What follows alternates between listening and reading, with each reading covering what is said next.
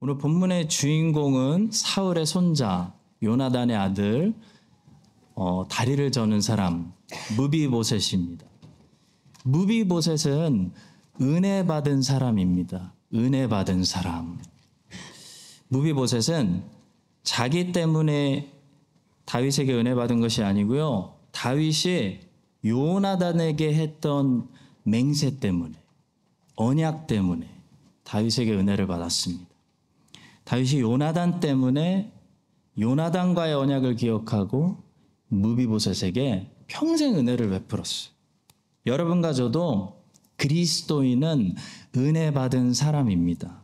하나님께서 여러분과 저의 어떤 행위를 보시고 우리의 죄를 용서하시고 우리에게 은혜를 베풀어 주시는 것이 아니고요.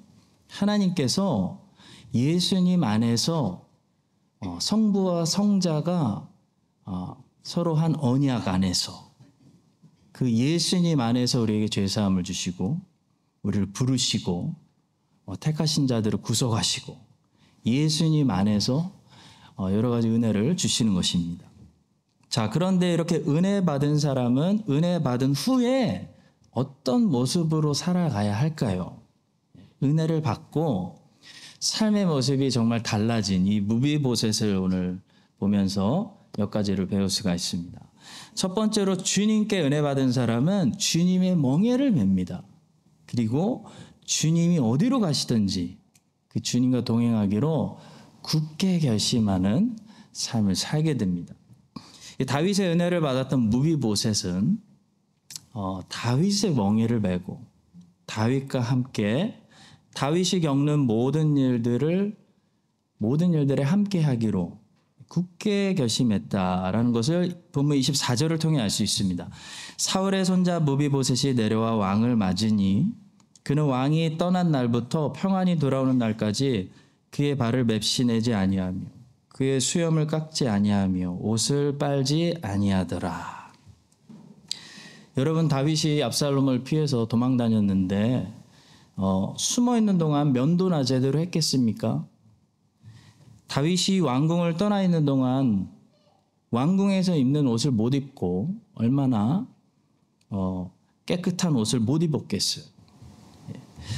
그러니까 무비보셋도 다윗이 떠난 날부터 수염도 깎지 않고 옷도 빨지 않고 있었다라고 말합니다. 다시 말해 다윗과 나는 함께 하겠다. 왕과 함께 가겠다. 다윗의 멍에를 메고 왕이 당하는 모든 일에 내가 동참하겠다. 굳게 결심했다는 거예요. 원래 무비보셋은 다윗이 도망갈 때 당연히 함께 도망가려고 했는데요. 발이 불편해서 자기 종 시바에게 나귀를 준비하라고 했는데 이 종이 자기 주인을 배신했습니다.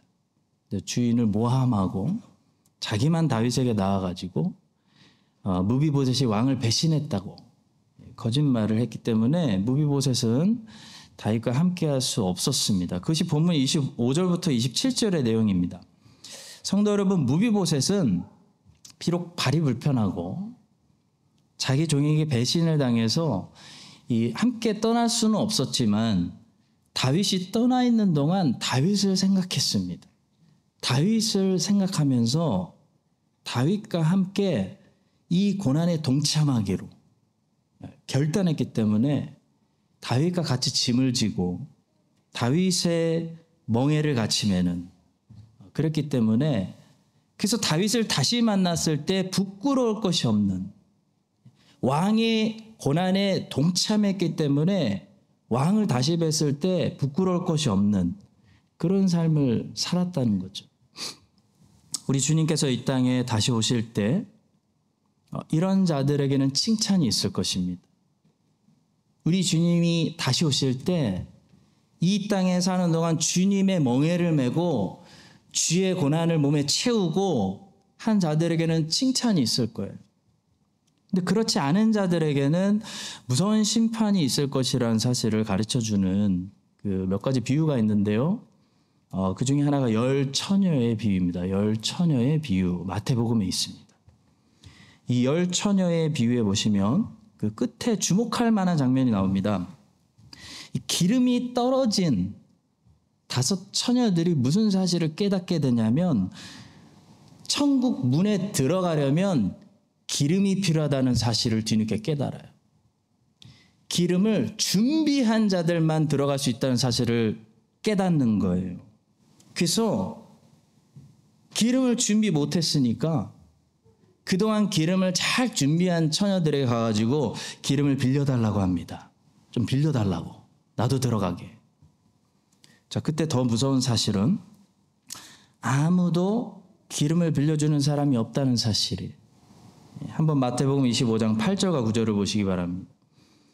미련한 자들이 슬기는 자들에게 이르되 우리 등불이 꺼져가니 너희 기름을 좀 나눠달라 하거늘 슬기는 자들이 대답하여 이르되 우리와 너희가 쓰기에 다 부족할까 하노니 차라리 파는 자들에게 가서 너희 쓸 것을 사라.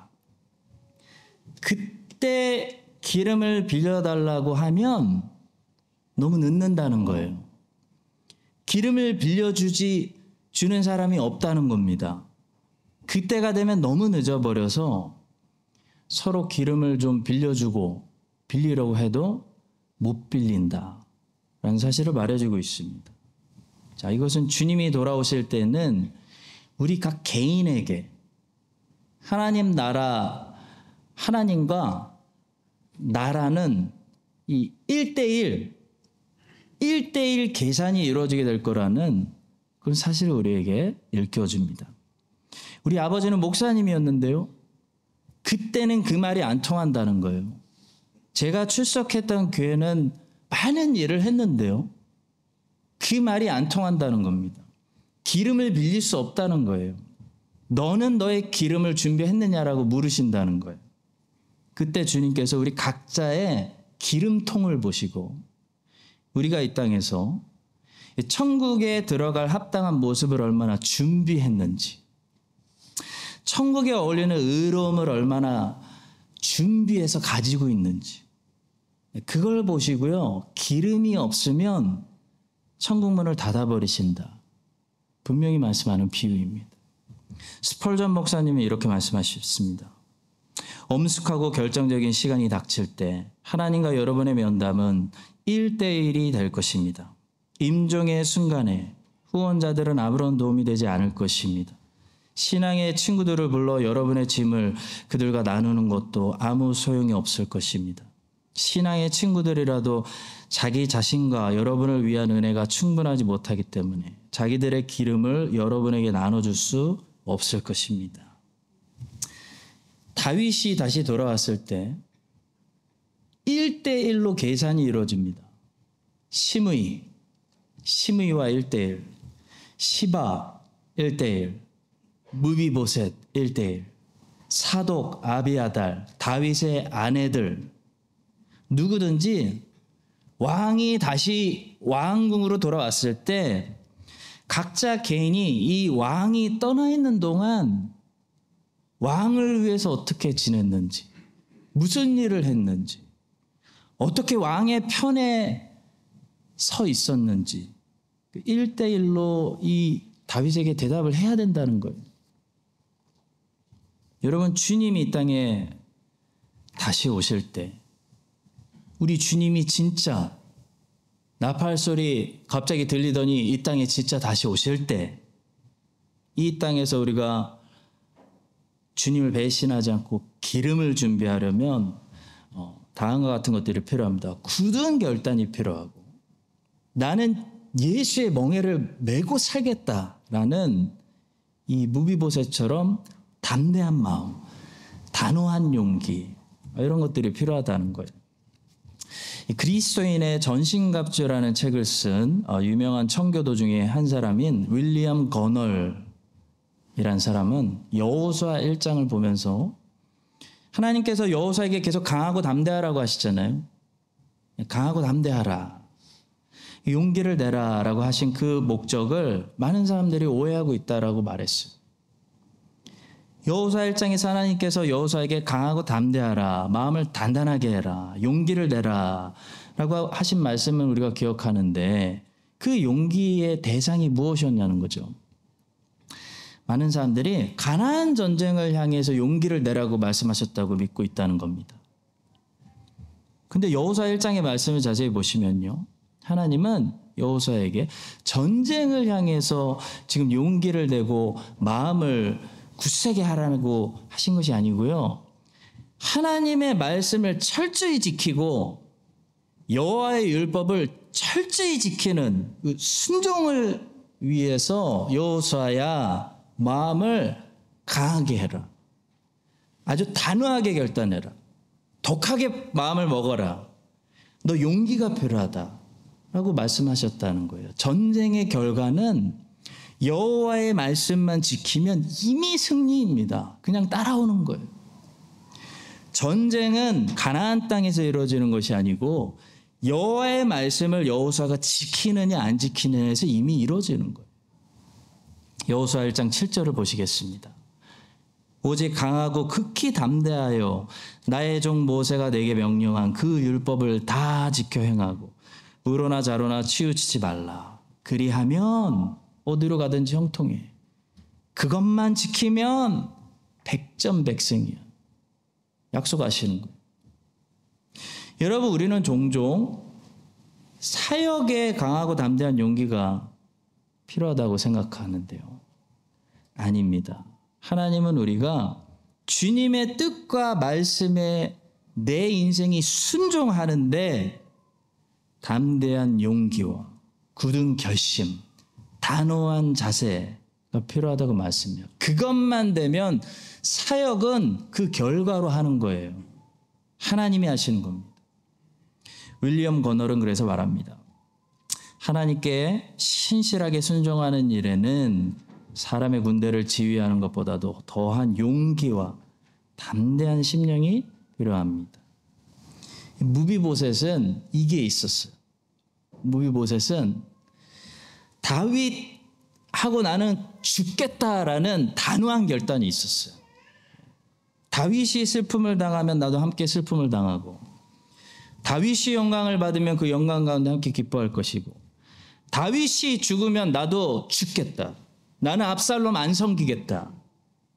다윗과 함께 멍에를 매겠다는 독한 결심이 있었어요. 독한 결심. 성도 여러분, 주님께 은혜 받은 사람은 이게 있어요. 주님께 은혜 받은 사람은 주님이 어디든지, 주님이 어디를 가든지 나는 그 주님의 운명과 함께 가겠다. 365일 걸어가겠다. 독한 결심을 하게 되는 것입니다. 이것이 은혜 받은 사람의 모습입니다. 주님의 멍에를 매는 사람.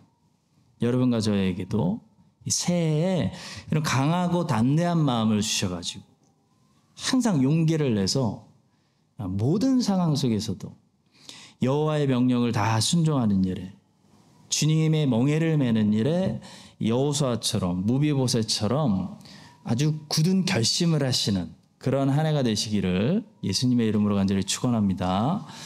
두 번째로 진짜 은혜 받은 사람은요, 자기가 받은 이것이 진짜 은혜라는 사실을 잊지 않는다는 것이에요.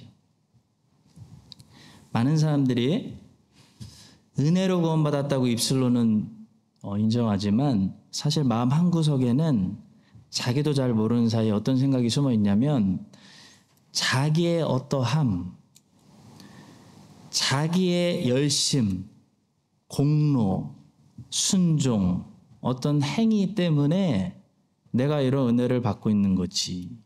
은근히 속으로 믿고 있는 그런 사람들이 많이 있어요. 왜 그런 사람들이 항상 세상에 많이 있냐면요, 그것이 인간의 부패성이기 때문입니다. 부패한 인간은 자랑하기를 원해요. 자랑해야 돼요. 그래서 항상 초대교회 때부터 구원 문제만 나오면 행위구원이라는 이 이단이 어떤 형태로든 같이 고개를 들었던 거예요. 그러니까 바울이 복음을 전도하면 행위구원을 전도하는 사람들이 항상 따라다녔어요. 항상 같이 따라와요. 이게 우리 신앙생활 하는데. 바울이 가면 유대주의자들이 따라와서 바울이 복음을 전한 곳에 다른 복음을 전했습니다. 너희들 할례도 받아야 되고 율법도 지켜야 구원받아 라고 얘기했어요. 자, 그런데 진짜 은혜를 받은 사람은요, 자기가 받은 이 생명이 자기의 어떠함 때문이 아니고 은혜를 주시는 저분의 어떠함 때문에 내가 이것을 받았다라는 것을 진짜 알아요. 무비보셋은 이걸 진짜 알았어요. 그래서 무비보셋은 은혜 받은 사람이에요. 은혜를 아는 사람이에요. 본문 28절에서 그가 다윗에게 자신의 과거를 또다시 언급하면서 이렇게 말합니다. 내 아버지의 온 집이 내 주 왕 앞에서는 다만 죽을 사람이 되지 아니하였나이까. 그러나 종을 왕의 상에서 음식 먹는 자 가운데 두셨사오니 내게 아직 무슨 공의가 있어서 다시 왕께 부르짖을 수 있사오리까. 무비보셋은 자기가 죽을 사람이라는 걸 알았다는 거예요. 내가 죽어야 되는 사람인데 살았다라는 걸 알았다는 거예요. 무비보셋이 여기서 자기 집안 이야기를 또 꺼낸다는 것은 이런 의미입니다. 사울은 다윗의 원수였어요. 사울은 다윗을 괴롭히고 죽이려고 했습니다. 근데 사울이 죽었습니다. 그리고 다윗이 왕이 되었습니다. 그러면 이 사울의 남은 자들은 전부 다윗이 복수해도 할 말이 없는 거예요. 죽은 목숨인 거예요. 죽은 목숨. 죽은 개 같은 목숨이 된 거예요. 그런데 다윗은 이 사울의 손자에게 은혜를 베풀었습니다. 그냥 용서해서 살려두기만 한 것이 아니고 자기 아들처럼 대해주고 왕의 식탁에서 왕의 친구들과 함께 평생 밥을 먹는 존귀한 사람이 되게 해준 거예요.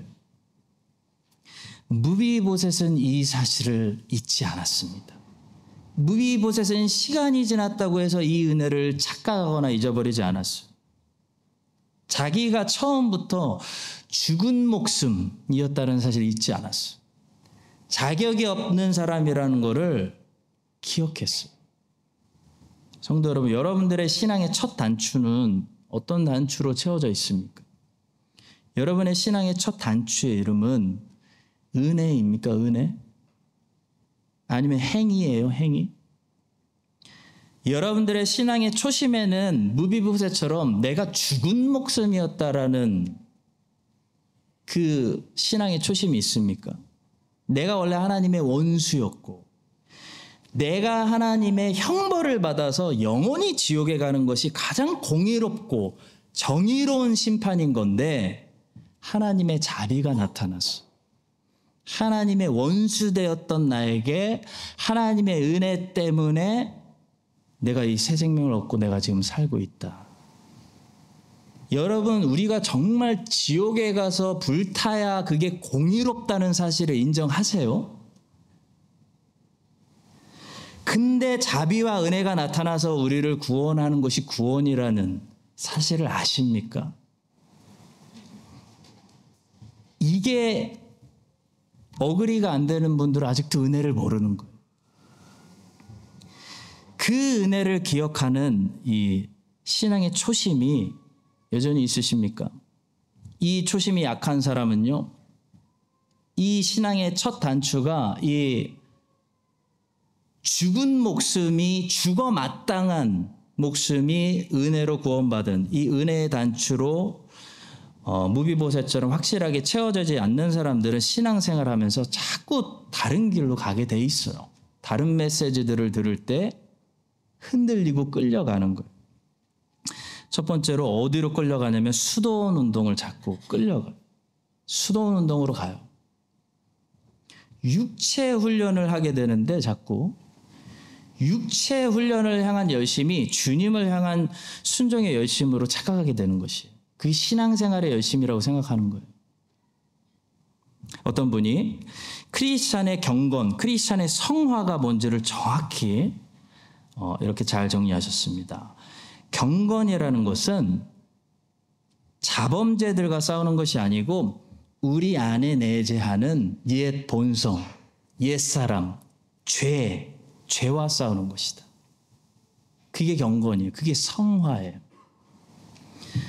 근데 여러분, 반대로 수도원 운동은 한마디로 얘기해서 육체 훈련을 통해서 이 자범죄를 경계하는 훈련이에요.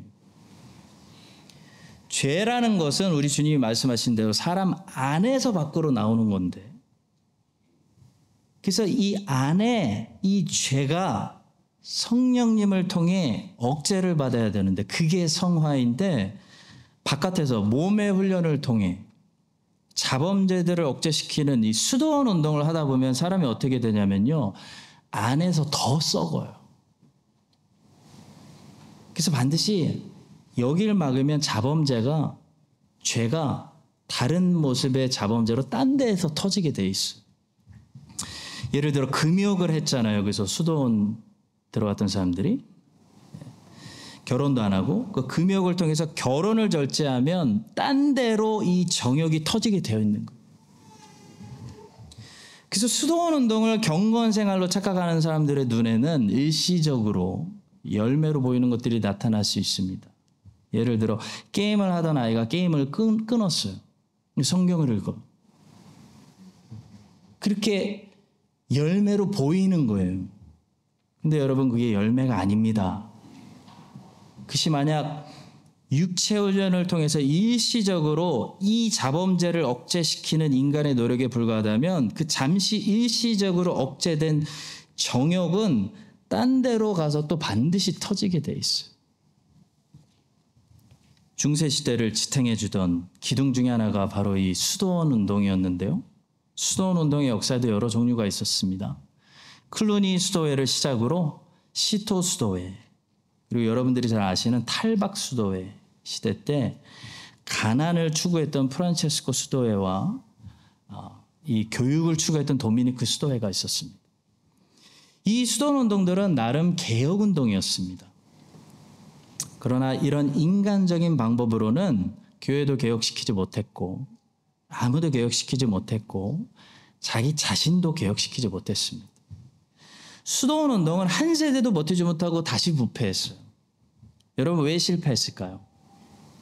성화라는 것은 성령님을 통해서 죄, 옛사람이라고 부르기도 하고 육체 정욕이라고 부르기도 하는 이 원죄를, 이 죄인을 억제시키는 건데, 그래서 내면에서 이 옛사람이 성령님을 통해 억제가 될 때 바깥으로 자범죄들이 덜 나오는 것이 성화인데, 그걸 모르고 바깥에서 안으로 육체 훈련을 통해 죄인을 통제하려고 하다 보니까 그게 100% 실패한다는 거예요.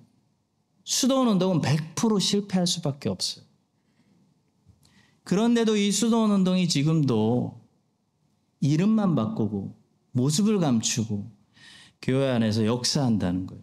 여러분 이 길에 빠지지 않게 조심하셔야 돼요. 누가 빠질까요? 어떤 사람들이 여기 휩쓸릴까요? 은혜의 첫 단추가 불안한 사람들, 튼튼히 채워지지 않는 사람들이 육체 훈련에 열심에 쉽게 빨려 들어간다는 거예요. 자, 두 번째로 은혜의 결의가 약한 사람들은 또 어디에 빨려 들어갈 수 있냐면요. 자기 행위를 공로를 주장하는 행위구원론에 언제나 쉽게 빨려 들어갈 수 있습니다. 죽을 죄인이 지옥에서 공의로운 재판을 받아야 되는 죄인이 하나님의 자비로 주권적인 은혜로 구원받았다는 이 은혜의 결의가 약하면요. 반드시 행위구원론에 빠져요. 마틴 로이드 존스 목사님은 존 웨슬리에 대해서 아주 냉철하고 깊게 판단을 하셨는데요. 존 웨슬리가 이런 실수를 했다고 말씀하셨습니다. 여러분, 존 웨슬리는 어렸을 때부터 철저하게 사람의 노력으로 하나님을 섬기는 법을 배운 사람이에요. 부모가 보통 사람이 아니었어요. 웨슬리는 어렸을 때부터 그것이 가능하다고 배웠어요.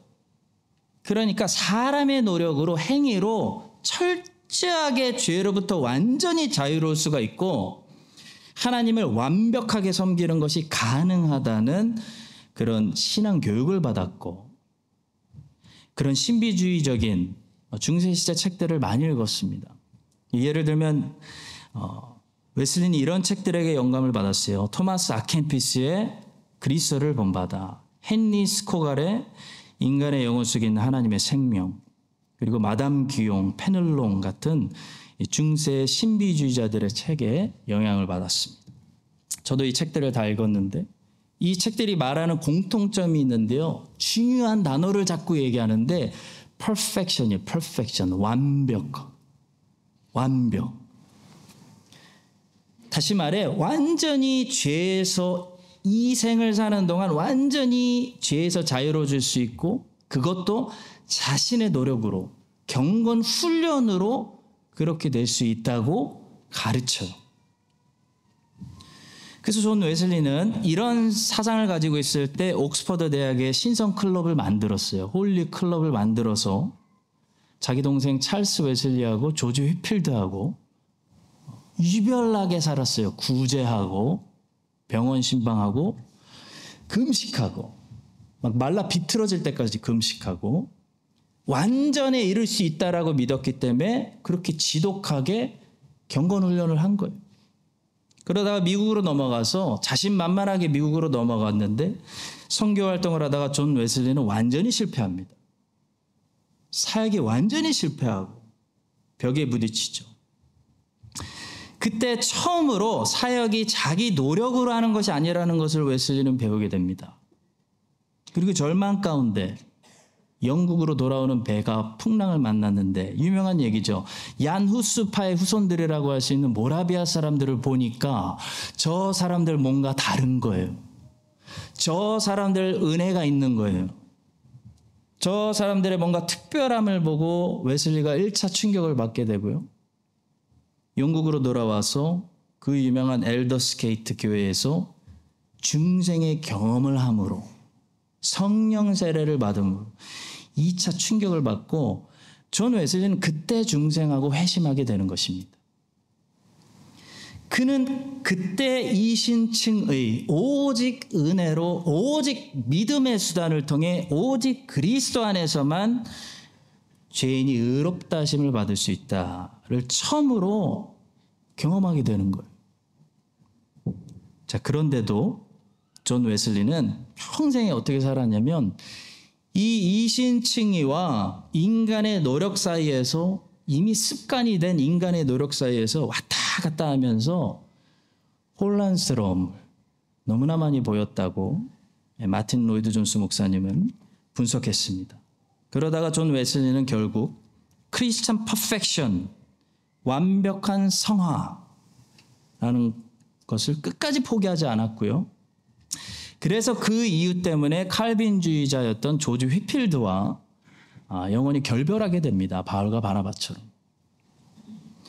그리고 결국 그는 메소디즘이라는 새로운 교리와 교회를 세상에 내놓았어요. 물론 존 웨슬리를 통해서 하나님께서 영국에 베풀어 주신 회복의 은혜는 우리가 부인하지 않습니다. 그렇지만 마틴 로이드 존스 목사님은 냉정하게 존 웨슬리의 실수를 지적하시면서 존 웨슬리의 실수는 은혜의 교리가 약했던 이 웨슬리는 어렸을 때부터 크게 도덕적으로 별로 잘못 안 하고 살았던 이 훈련이 몸에 배있던 웨슬리는 자꾸 행위와 인간의 노력으로 우리가 죄를 완전히 제거하고 하나님 앞에 완전해질 수 있다. 완전해져야 한다. 그런 비성경적인 교리를 가르쳤다는 거예요. J.C. 라일 목사님은 거룩이라는 책에서 이 그리스도인의 완전함이라는 이 새 가르침이 얼마나 무서운지 이거에 대해서 아주 명확하게 성경적으로 이렇게 잘 정리해 주셨습니다. 여러분 잘 보십시오. J.C. 라일 목사님이 정리해 주십니다. 성경을 통해 알 수 있는 분명한 사실은 신자는 완전함을 목표로 삼아야 한다.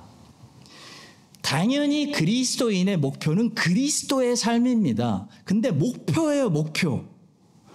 목표로 삼아야 한다는 권면을 끊임없이 받는다는 점입니다. 그러나 그리스도가 목표이지만 아무도 그리스도처럼 살 수 없는 것처럼 죄로부터 철저하고 완전한 자유가 이 땅에서 가능하다는 구절과 또 이 생에서 신자가 그런 완전한 상태에 이른다는 구절은 찾아볼 수 없습니다. 이 생에서도 죄가 없는 완전한 상태에 이를 수 있다고 주장하는 사람은 죄의 속성, 전적 부패론의 깊이와 하나님의 높으신 거룩함의 높이에 대해서 여전히 아무것도 모르는 자들입니다. 그러한 비성경적인 가르침은 위험한 망상을 불러일으키기에 저는 강력하게 반대합니다. 성도 여러분, 성경은 당연히 그리스도인들에게 예수 그리스도의 완전한 삶을 목표로 제시해요. 당연한 거예요. 그렇지만 아무도 그리스도처럼 살 수는 없다고 말씀합니다. 더욱이 하나님의 은혜가 아니라 사람의 노력으로, 사람의 훈련과 행위로 완전하게 가까이 갈 수 있다고 생각한다면 성경이 말씀하는 우리의 병든 상태, 우리의 망가진 상태, 전적 부패론, 우리가 어떻게 하나님과 완전히 원수가 된 상태에서 성령의 도우심 없이 하나님과 화평할 수 없는지, 우리가 어떻게 거기서 건짐을 받고 은혜로 구원을 받았는지 아직도 너무나 모르는 거예요. 성도 여러분, 신앙의 이 기초에 은혜의 교리가 강해야 됩니다. 이신칭의가 먼저 확실해야 돼요. 이것이 개혁신학입니다. 그래야 그 다음부터 어떤 삶을 살 수 있냐면 거룩한 삶을 살 수 있어요. 자기를 부인하고 나를 조심하고 교만하지 않고 나를 내세우고 자랑하지 않고 세상에서 나라는 인간을 제일 조심하고 살고 십자가를 지고 오직 성령님을 의지해서 예수만 묵상하면서 성령의 거룩한 열매들을 많이 맺는 진정한 경건의 삶을 살 수가 있는 것입니다. 은혜의 교리가 강한 사람일수록 성령의 열매가 많은 거예요. 무비보셋에게 그랬어요. 무비보셋에게는 이 신앙의 첫 단추가 너무 분명했어요. 왜냐하면 이 사람은 사울의 손자였기 때문이에요. 다윗의 원수의 손자였기 때문에 자기가 나는 죽을 목숨인데 100% 은혜로 100% 용서받고 공짜로 이 세상 살고 있는 거라는 게 무비보셋은 분명했어요. 근데 분명했던 이 무비보셋이 더 다윗에 충성하는 삶을 살 수가 있는 것입니다. 여러분과 저에게 새해를 새롭게 출발하는 이 첫 주일에 우리 신앙의 첫 단추, 바로 마귀의 자식들이었던 원수된 우리에게 하나님의 은혜가 임해서 우리의 신앙이 지금도 이렇게 앞으로 나아가고 있다는 사실을 기억하시면서요, 올 한 해도 한 주 한 주 이 은혜 위에 여러분들의 경건한 삶을 성령 하나님께서 그것 또한 은혜로 세워주시기를 예수님의 이름으로 간절히 축원합니다. 마지막 세 번째로, 은혜 받은 이 무비보셋은 어떻게 변했냐면요, 결국 다윗을 자기의 재산 전부로 여기는 높은 수준까지 자랐다는 것입니다.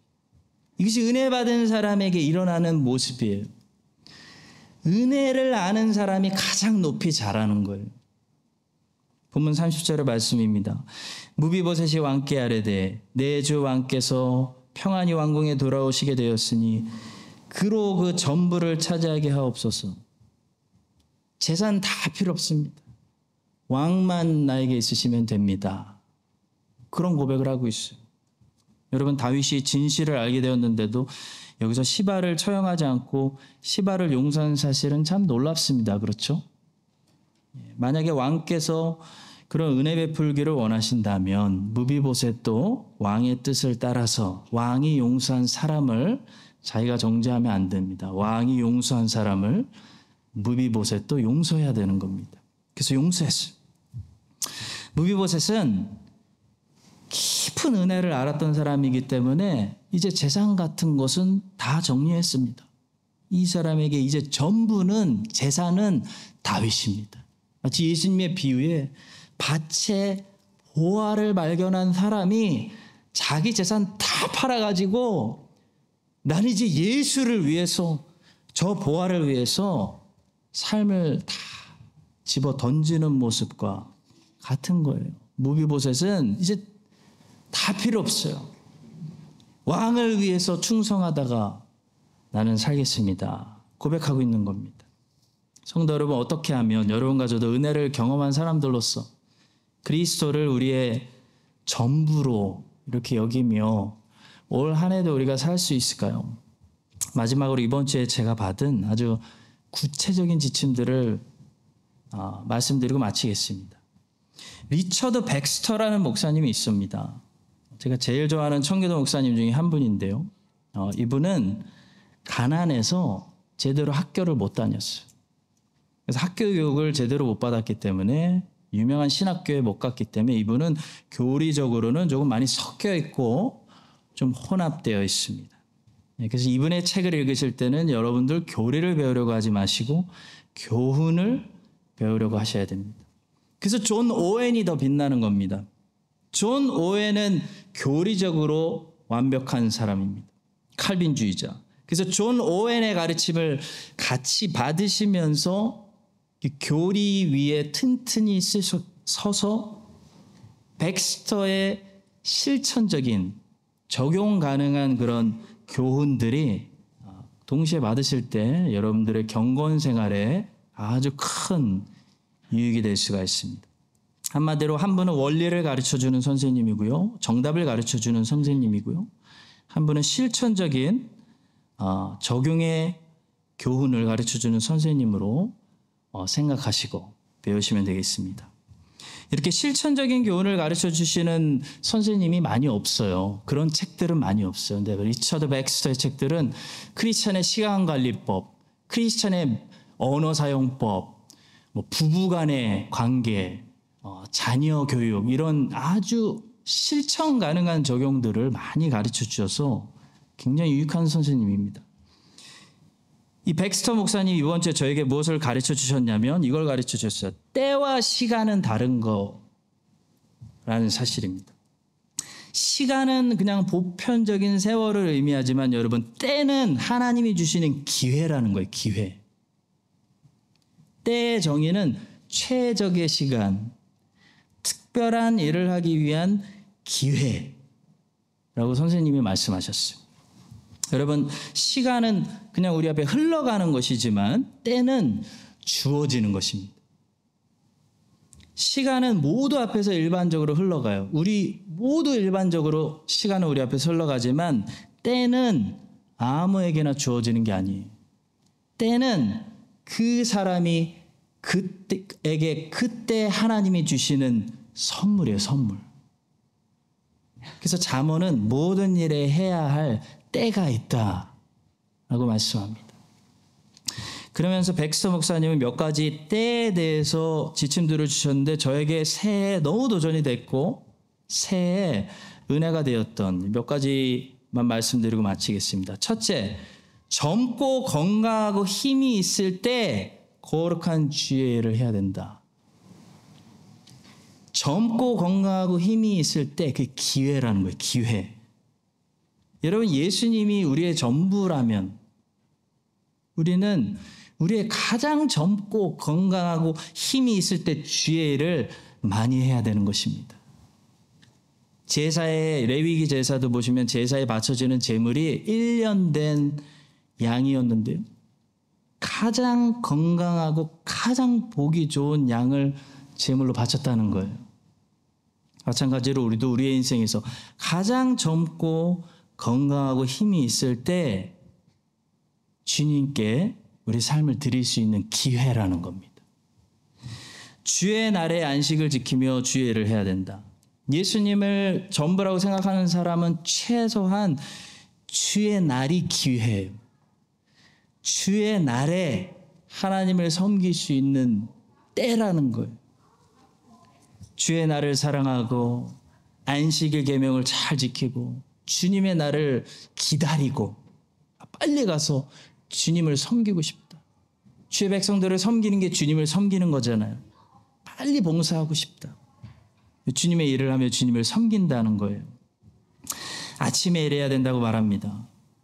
여러분, 아침이 하루 중에 최고 기분도 좋고 머리도 잘 돌아가고 힘도 있고 컨디션이 좋을 때입니다. 제 경험으로 아침 30분 공부는 저녁에 2-3시간보다 훨씬 더 효과적입니다. 예수님을 나의 전부라고 생각하는 사람은 최고 좋은 시간을 어디다 쓰려고 하냐면 주님을 묵상하는데 최고 좋은 시간을 사용하고 싶어 한다는 거예요. 하루에 내가 하고 싶은 거 다 하고 남는 찌꺼기 같은 시간을 하나님께 드리려고 하지 마시고, 여러분 밥상을 차려놓고, 우리 민족은 예의라는 게 있었잖아요. 밥상을 차려놓고 제일 먼저 아버지가 첫 숟가락을 들게 하시는 것처럼 하루 중에 가장 좋은 시간을 하나님께, 내가 이 시간 하나님께 쓰려고 하는 것이 예수님을 전부로 생각하는 사람들의 삶이라는 거죠. 좋은 환경, 좋은 부모 밑에 있을 때, 좋은 교회를 다니고 있을 때, 좋은 목사를 만났을 때, 좋은 설교를 들을 수 있을 때, 그때 배워야 돼. 하나님이 주신 기회예요. 항상 좋은 환경을 만나는 것은 아닙니다. 평생 좋은 부모 밑에 살 수 있는 것도 아니에요. 떠나야 돼요. 아니, 부모님이 떠나셔요. 항상 좋은 교회를 다닐 수 있는 거 아니에요. 좋은 설교를 들을 수 있는 것도 아닙니다. 만약에 하나님이 나에게 좋은 환경을 주셨어, 좋은 교회를 다니게 하셨고 좋은 목사님들 만나게 하셨다면 그때가 하나님을 더 많이 마음껏 섬기고 배우라고, 예수를 마음껏 먹고 마시라고 잘할 수 있는 기회를 주신 거예요. 기회. 마지막으로 11번째가 기가 막혀요. 언제 더 적합한 때가 올지 안 올지 모르기 때문에 현재가 가장 좋은 때라고 여기고 항상 현재라는 때를 잡아야 한다. 여러분, 2024년이에요. 크라이스트처치 한인장로교회를 통해 2024년에 크라이스트처치 한인장로교회를 통해 하나님을 섬길 수 있는 기회를 잡은 이 삶이 다시 오지 않을 수도 있어요. 다시 오지 않는 하나님이 주시는 마지막 최고의 기회일 수도 있기 때문에 우리는 올해 2024년 마지막이라고 생각하고 최선을 다해 기회를 잡고 하나님을 섬겨야 하는 것입니다. 마지막으로 리차드 백스터 목사님이 이렇게 말씀하세요. 우리는 쇠가 뜨거울 때 때려야 된다. 사랑하는 성도 여러분, 무비보셋이 은혜를 받고 다윗을 섬길 수 있을 때 이스라엘의 왕이 하필 운이 좋게 다윗일 때 전부를 바쳐서 왕을 충성해서 함께 다윗의 사람으로서 하나님 나라를 건국하고 하나님께 순종했던 것처럼 여러분과 저도 은혜를 받고 세상 어떻게 될지 아무도 모르지 않습니까? 그리스도를 섬길 수 있을 때 우리의 전부를 다해 올해도 주님을 섬기는, 주님 안에서 자라나는 여러분과 저의 충성스러운 삶이 되시기를 예수님의 이름으로 간절히 축원합니다.